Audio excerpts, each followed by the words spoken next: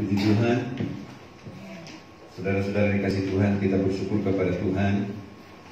Oleh anugerah Tuhan kita hari ini kita bisa kembali bersama-sama. Kita memperingati satu peristiwa yang terjadi dalam firman Tuhan, bahwa ketika Kristus datang 2000 tahun yang lalu, dia mati, dia bangkit, dan dia naik ke surga. Namun sebelum saya menyampaikan firman Tuhan, saya minta Bapak Yosua Witang untuk membacakan penggenapan janji Tuhan pada peristiwa ketika Kristus naik ke surga.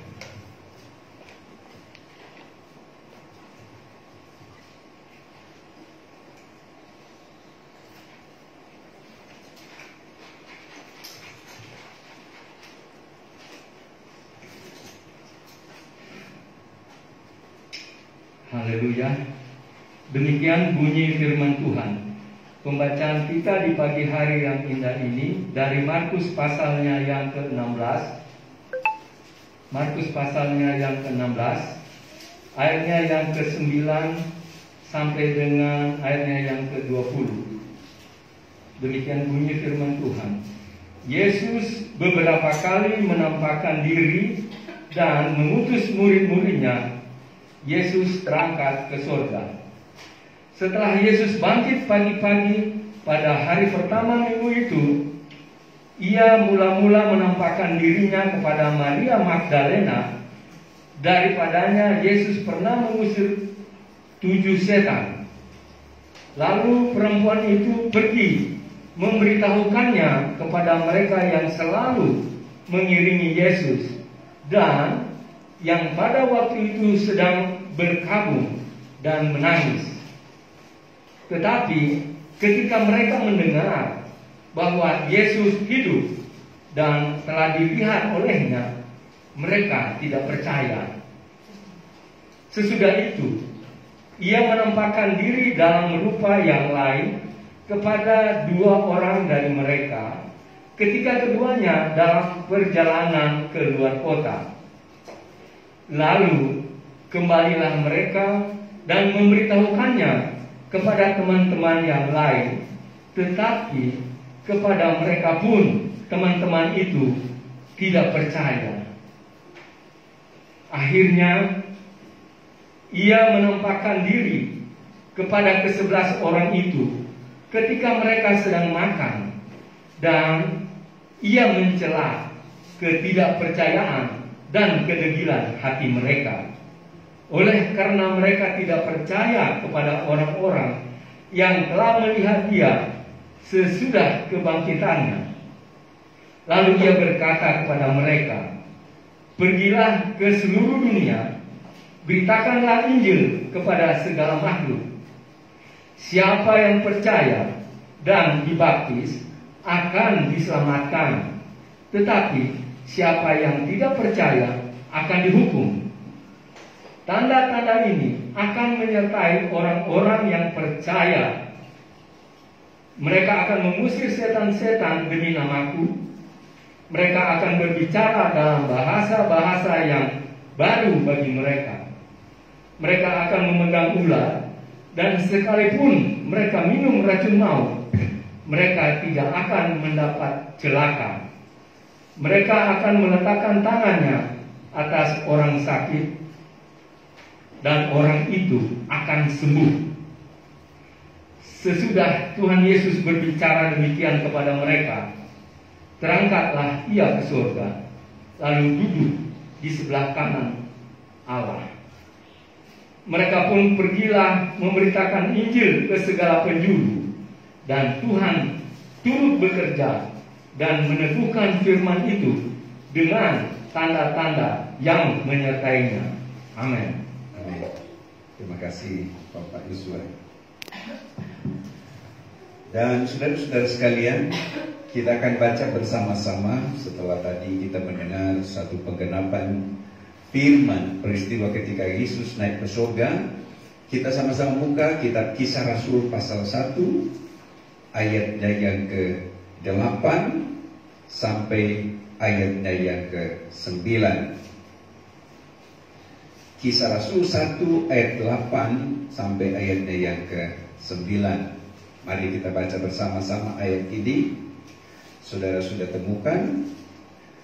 Kisah 1 ayat 8 dan ayat 9. Demikian firman berkata.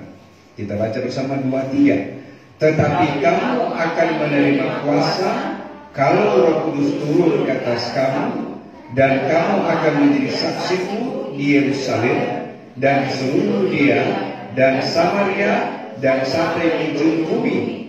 Sesudah dia mengatakan demikian, terangkatlah ia disaksikan oleh mereka, dan awan menutupnya dari pandangan mereka. Sampai situ. Puji Tuhan. Saudara-saudara dikasih Tuhan, hari ini kita memperingati peristiwa Yesus naik ke surga. Adalah satu peristiwa yang dicatat di dalam Alkitab, yang sudah kita baca tadi, sudah kita dengar, sudah dibacakan pengenapan oleh Pak Yosua tadi dalam tulisan firman Tuhan. Dan kesempatan ini saya akan menyampaikan sebuah pesan firman kepada kita, Bapak Ibu Saudara yang ada di tempat ini, juga yang ada di rumah yang mendengarkan tayangan ini, saudara-saudara, karena saya siapkan juga lewat live melalui Facebook, baik Bapak Ibu yang ada di rumah maupun saudara-saudara yang ada di tempat ini. Saudara yang dikasihi Tuhan, peristiwa Yesus naik ke surga setelah dia mengerjakan banyak pekerjaan dan dia mentuntaskan sebuah pekerjaan ketika dia ada 2000 tahun yang lalu. Ada hal yang luar biasa yang dia telah kerjakan pada peristiwa itu adalah di mana dia telah mati untuk memberikan pengampunan bagi kita. Dia telah mati untuk menyatakan karya keselamatan bagi saudara dan saya. Dia telah mati untuk menyatakan penebusan atas kehidupan kita. Dan setelah dia mengerjakan itu, Alkitab berkata dia naik ke surga. Dia pergi ke surga. Kitab Yohanes mencatat dalam tulisan firman Tuhan di bawah, dia pergi ke rumah Bapa dan menyediakan tempat bagimu. Dia menyediakan tempat bagi kita. Dia menyediakan tempat bagi saudara. Dan saudara-saudara, kitab Kisah Rasul pasal 1 ayatnya yang ke-8, ayat 6 sampai beberapa ayat selanjutnya juga di situ sedikit memberikan sebuah kisah, sebuah peristiwa pada waktu dia naik ke surga. Dia menyampaikan pesan kepada murid-murid ketika itu. Dari berbagai-bagai pesan yang dia sampaikan, termasuk di dalamnya adalah pesan-pesan bahwa kamu akan menerima kuasa. Iya. Ketika dia naik ke surga, maka dia memberikan kuasa. Apa yang dimaksud dengan kuasa itu adalah bicara tentang Roh Kudus sebagai roh penolong. Amin, saudara-saudara. Alkitab menulis bahwa dia pergi, dia tidak meninggalkan kita sebagai yatim piatu. Peristiwa ketika Yesus menaik ke surga, sebelumnya dia menyampaikan pesan dan para murid-murid bertanya-tanya, kemana engkau akan pergi? Tetapi ketika Kristus menyatakan satu kebenaran bahwa dia harus pergi, supaya roh itu segera datang. Dan saudara, Roh Kudus yang dia berikan kepada kita itulah yang menyertai saudara sampai hari ini.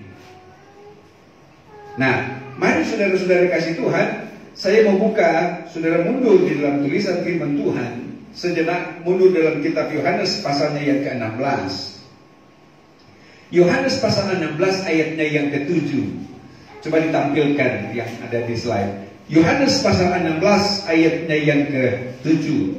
Dikatakan demikian. Namun benar yang kukatakan ini kepadamu adalah lebih berguna bagi kamu jika aku pergi. Saudara-saudara yang dikasihi Tuhan, Yesus sampaikan kepada murid-muridnya, lebih berguna bagi kamu jika aku pergi. Sebab jikalau aku tidak pergi, penghibur itu tidak akan datang kepadamu. Saya ulangi, setelah dia menyelesaikan tugas-tugasnya, lalu dia pergi, lalu dia berkata, aku pergi supaya penghibur itu segera datang kepadamu. Saya sering sampaikan lewat mimbar ini, baik Bapak Ibu Saudara sekalian yang ada di tempat ini maupun saudara jemaat yang ada di rumah yang menyaksikan tayangan ini, saudara-saudara. Saya sekali lagi mau katakan, kita butuh penolong. Amin. Iya. Manusia butuh penolong yang menolong saudara yang menolong saya. Kita tidak punya kemampuan lebih menjalani hidup ini, saudara-saudara, tanpa Tuhan. Sebab firman berkata, di luar aku kamu tidak dapat berbuat apa-apa. Ini menunjukkan bahwa di luar Kristus kita tidak dapat berbuat apa-apa dalam konteks karena kita adalah manusia yang terbatas.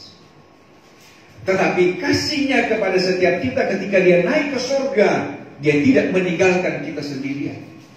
Dia mengirimkan roh penolong, yaitu Roh Kudus yang akan memperlengkapi gerejanya, yang akan memperlengkapi saudara, yang firman katakan sebagai materai untuk menggenapi janjinya, untuk menyatakan bahwa engkau adalah umatnya, engkau adalah anaknya. Maka dia perlengkapi kita dengan rohnya, yaitu Roh Kudus. Saudara-saudara, kalau di kalender tahun-tahun yang sebelumnya, beberapa mungkin 20 tahun yang lalu, kalau kita lihat di kalender, hari peristiwa hari ini disebut Hari Pentakosta. Tetapi di kalender sekarang dirubah menjadi Hari Kenaikan Yesus ke Surga. Saudara-saudara dikasih Tuhan, peristiwa di mana ketika dia naik ke surga dan dia mengirimkan Roh Kudus sebagai roh penolong. Nah, mari peristiwa itu ditulis dalam kitab Kisah Para Rasul yang kita baca tadi. Ketika murid-murid setelah Yesus naik ke surga, Yesus perintahkan kepada mereka supaya kalian jangan pergi kemana-mana, tapi kalian berkumpul di satu tempat, dan aku akan mencurahkan Roh Kudus itu kepadamu. Dan kalau ia datang, dalam tulisan kitab Yohanes nanti sebentar saya akan sampaikan kepada saudara, Roh kebenaran, dia akan menginsafkan dunia dari dosa. Dan kalau ia datang, Roh Kudus itu akan memperlengkapi gerejanya, dan kamu akan menerima kuasa, dan kamu akan menjadi saksiku. Kisah Rasul pasal 1, saudara buka ayatnya yang ke-12. Kisah Rasul 1 ayat 12. Maka kembalilah rasul-rasul itu ke Yerusalem dari bukit yang disebut Bukit Zaitun, yang hanya seperjalanan sabat jauhnya dari Yerusalem. Ini sebuah peristiwa setelah ketika mereka melihat Yesus terangkat naik ke surga. Ayatnya yang selanjutnya. Setelah mereka tiba di kota, naiklah mereka ke ruang atas tempat mereka menumpang. Mereka itu ialah Petrus dan Yohanes, Yakobus dan Andreas, Filipus, Thomas, Bartolomeus, Matius, Yakobus bin Alfeus, dan Simon orang Selot, dan Yudas bin Yakobus. Saudara-saudara dikasih Tuhan, ini adalah sebuah peristiwa di mana ketika mereka mau menerima pengurapan kuasa Roh Kudus. Dan saudara-saudara dikasih Tuhan, roh yang dia berikan kepada para murid-murid juga pun itu yang dia berikan kepada saudara. Amin, saudara-saudara. Sehingga itulah sebabnya kata dalam tulisan firman Tuhan di sini, kalau tetapi kamu akan menerima kuasa kalau Roh Kudus turun ke atas kamu, dan kamu akan menjadi saksiku di Yerusalem dan seluruh Yudea dan Samaria dan sampai ke ujung bumi. Ini adalah tanggung jawab dalam kehidupan kita sebagai orang percaya. Bapak Ibu saudara-saudara yang dikasih Tuhan, sehingga peristiwa ketika Yesus naik ke sorga, ya, yang kitab Yohanes menulis dia naik ke sorga. Ketika murid-murid bertanya, mau kemana engkau pergi Yesus? Thomas diantaranya berkata, aku mau ikut Yesus. Yesus berkata, belum waktunya. Iya, aku pergi untuk menyediakan tempat bagimu, dan aku akan membawa kamu ke tempatku. Tapi ketika dia pergi, dia akan mengirimkan Roh Kudus sebagai roh penolong. Itulah peristiwa yang kita sedang peringati hari ini, yaitu peristiwa ketika Yesus naik ke surga dan dia memberikan Roh Kudus sebagai roh penolong. Nah, saya kembali saudara-saudara dikasih Tuhan dalam kitab Yohanes pasalnya yang ke-16 tadi. Yohanes pasal 16 dikatakan begini, ayat 7. Namun benar yang kukatakan ini kepadamu adalah lebih berguna bagi kamu jika aku pergi. Sebab jikalau aku tidak pergi, penghibur itu tidak akan datang kepadamu. Tetapi jikalau aku pergi, aku akan mengutus dia kepadamu. Lalu kemudian ayat yang ke-8, dan kalau ia datang, ia akan menginsafkan dunia akan dosa, kebenaran, dan penghakiman.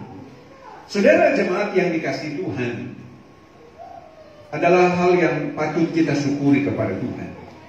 Sebab ketika dia memberikan roh sebagai roh penolong, Roh Kudus yang dia berikan kepada saudara, Roh Kudus yang dia berikan kepada kita, Alkitab berkata dalam tulisan di sini, sebagai roh penolong yang menolong saya. Nah, sehingga kemanapun kita pergi, dia ada di sana. Amin. Dia yang memberikan kemampuan kepada kita untuk kita menjalani hari-hari hidup ini. Saudara-saudara, menghadapi berbagai tantangan, masalah, persoalan dalam pergumulan hidup ini, saudara-saudara, apa terlebih di hari-hari ini. Iya. Di kondisi yang sulit sekarang ini, kita membutuhkan satu kekuatan ekstra di dalam kita, saudara-saudara. Iya. Tadi saya katakan kita tidak punya kemampuan untuk menghadapi keadaan dunia, apalagi dunia yang jahat ini. Tetapi oleh kekuatan Roh Kudus yang dia berikan kepada saudara pada peristiwa ketika dia naik dan dia memberikan roh penolong kepada kita, maka kita beroleh kemampuan untuk mau berjalan, beroleh kemampuan untuk mau melangkah, saudara-saudara dikasih Tuhan. Itulah sebabnya dia memperlengkapi gerejanya. Lalu kemudian ayat selanjutnya, saudara-saudara dikasih Tuhan, kita lompat di ayatnya yang ke-13. Tetapi apabila ia datang, yaitu roh kebenaran, ia akan memimpin kamu ke dalam seluruh kebenaran. Katakan amin. Puji Tuhan. Haleluya. Syukur kita kepada Tuhan. Roh Kudus yang dia berikan kepada kita, firman berkata yaitu roh kebenaran, yang akan memimpin kamu kepada seluruh kebenaran. Sehingga kekristenan adalah bicara sebuah perjalanan hidup di dalam kebenaran. Sehingga di dalam kehidupan kita, kekristenan adalah sesuatu yang pasti, karena kehidupan kita ada berjalan di dalam kebenaran. Amin, saudara-saudara. Itu Alkitab katakan. Karena Roh Kudus sebagai roh penolong itu yang menuntun, yang mengarahkan setiap perjalanan kehidupan saudara-saudara sekalian. Haleluya. Puji Tuhan. Peristiwa salib, di mana dia menyatakan kasihnya yang besar, sampai peristiwa dia naik ke surga, dan sampai ketika dia mengirimkan Roh Kudus sebagai roh penolong, roh kebenaran, yang menuntun kamu kepada seluruh kebenaran. Haleluya. Dan tentu ada janji Tuhan juga. Dia nanti akan datang pada kali yang kedua, yang sedang kita nanti-nantikan, yang sedang kita tunggu, saudara-saudara. Dan pasti ini nanti akan tergenapi pada peristiwa kedatangannya pada kali yang kedua.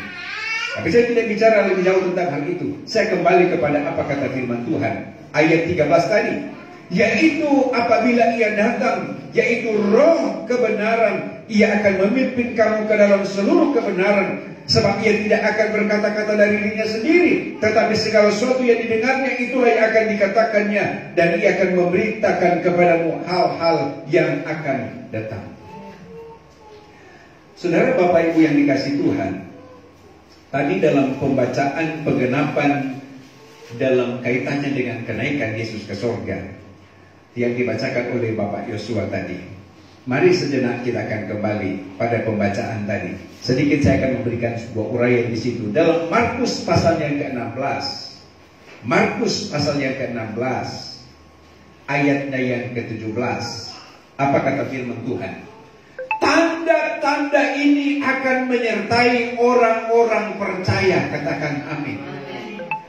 Iya. Tanda-tanda apa itu? Mereka akan mengusir setan-setan demi namaku. Mereka akan berbicara dalam bahasa-bahasa yang baru bagi mereka. Ini adalah bicara tentang pekerjaan roh. Iya. Kalau bukan pekerjaan roh, mustahil ini akan terjadi. Itu sebabnya di dalam kehidupan kekristenan ada kuasa atau power yang dari Tuhan, yang Tuhan berikan, sehingga kita bukan manusia biasa. Amin. Hidupmu bukan manusia biasa. Mengapa, saudara-saudara? Karena di dalam kehidupan kita ada power, ada kuasa Roh Kudus yang Tuhan berikan. Saya sering sampaikan lewat firman ini. Sehingga ketika disandingkan antara manusia dunia dengan kehidupan saudara, maka kita akan tampil beda dalam konteks. Karena di dalam kehidupan kita ini ada power, ada kuasa. Apa itu? Yaitu bicara tentang kuasa Roh Kudus. Dan ini menjadi jaminan bagi setiap orang percaya. Alkitab berkata, sehingga mereka akan mengusir setan demi namaku. Mereka akan berbicara dalam bahasa-bahasa yang baru bagi mereka. Saya ulangi, mengapa demikian? Kita bukan manusia biasa. Haleluya. Di dalam tubuhmu ada kuasa, ada power yang dari Tuhan, ada Roh Kudus yang Tuhan berikan, yang Tuhan tahu. Ayat 18 selanjutnya saya baca, berkata begini. Mereka akan memegang ular, dan sekalipun mereka minum racun maut, mereka tidak akan mendapat celaka. Mereka akan meletakkan tangannya atas orang sakit, dan orang itu akan sembuh. Haleluya. Amin, saudara-saudara. Iya. Ini ada pada kita. Ini ada pada saudara-saudara sekalian. Mengapa demikian? Sekali lagi, karena kekristenan adalah bicara tentang manusia-manusia yang diperlengkapi oleh kuasanya. Hari ini sekali lagi kita peringati kenaikan Yesus ke surga. Dia naik ke surga dan dia menyediakan tempat bagimu. Dan dia naik ke surga, dia mengirimkan Roh Kudus sebagai Roh penolong, memperlengkapi umatnya, memperlengkapi anak-anak, memperlengkapi saya dan saudara. Haleluya. Saudara, jemaat yang dikasihi Tuhan, sehingga pada momen peristiwa kenaikan Yesus ke surga, pada hari ini kita peringati. Saya mau mengajak kehidupan kita, saudara-saudara. Saya mau mengajak saudara sekalian. Engkau bukan manusia biasa. Iya. Engkau diperlengkapi dengan kuasanya. Maka jangan sia-siakan hidup ini. Iya. Jangan sia-siakan hidup ini. Dia yang sudah menyatakan pengorbanan atas engkau. Dia yang sudah menyatakan kasihnya atas saya dan atas saudara-saudara semua. Mari kita menjalani hidup ini dengan terus tetap percaya kepadanya. Amin, saudara-saudara. Iya. Kita menjalani hidup ini tapi terus tetap mau berharap kepadanya. Kita menjalani hidup ini terus sambil tetap mau mengandalkan Dia dalam segala hal, dalam segala perkara. Sekali lagi, kita tidak mau mengandalkan kekuatan diri kita, saudara-saudara. Tetapi kita mau berserah penuh kepada Dia yang punya kuasa dalam hidup ini. Iya. Sehingga ketika kita mau menjalani hari-hari hidup ini, apapun yang kita hadapi, sekalipun racun maut dalam tulisan firman Tuhan berkata, persoalan-persoalan yang besar, berat sekalipun, Alkitab memberikan sebuah jaminan dalam hidup ini. Roh penolong yang menolong engkau, yang memampukan engkau, dan yang menuntun engkau menuju kepada kebenaran demi kebenaran. Haleluya. Puji Tuhan. Dan ini janji Tuhan, saudara-saudara, kan? Iya. Janji Tuhan di dalam kehidupan setiap saudara, kehidupan saya, untuk kita mau menjalani hari-hari kehidupanmu. Satu ayat lagi saya mau baca buat saudara-saudara sekalian. Masih dalam tulisan firman Tuhan dalam kitab Yohanes. Iya, kitab Yohanes pasalnya yang ke-16. Kitab Yohanes pasal 16. Saya membaca kitab Yohanes pasal 16 ayatnya yang keempat bagian B. Hal ini tidak kukatakan kepadamu dari semula, karena selama ini aku masih bersama-sama dengan kamu. Tetapi sekarang aku pergi kepada Dia yang telah mengutus aku.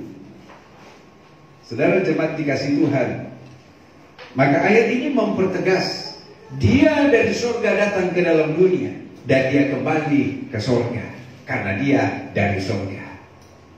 Saudara-saudara, dan itu suatu pembuktian di dalam firman Tuhan, dan disaksikan oleh para murid-murid sampai Dia terangkat ke surga. Haleluya.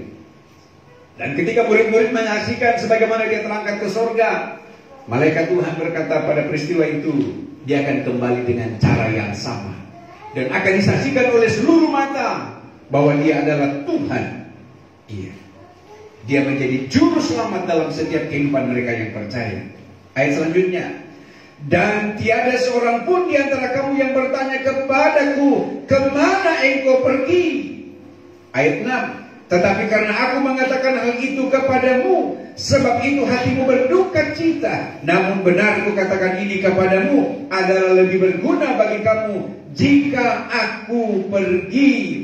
Sebab jikalau aku tidak pergi, penghibur itu tidak akan datang kepadamu. Tapi jikalau aku pergi, aku akan mengutus dia kepadamu. Katakan amin. Haleluya. Puji Tuhan. Jadi ketika dia pergi ke surga, dia kirim roh penolong itu untuk saya, untuk saudara. Rasul Paulus dalam tulisan firman Tuhan berkata, tidak tahukah kamu bahwa kamu adalah bait Allah dan roh Allah berdiam di dalam kamu. Saudara-saudara yang dikasih Tuhan, Roh Kudus berdiam di dalam kamu, ada di dalammu, ada di dalam saudara dan saya. Puji Tuhan. Maka itu sebabnya saya mengulangi apa yang saya katakan tadi di awal. Engkau jangan menyia-nyiakan hidupmu sebagai baitnya Tuhan, sebagai kediaman roh di dalam kehidupanmu, saudara-saudara. Untuk tidak membawa hidup ini pada perkara-perkara yang tidak menyenangkan Tuhan, tetapi bawalah hidupmu pada perkara-perkara yang memuliakan akan nama Tuhan. Puji Tuhan, haleluya.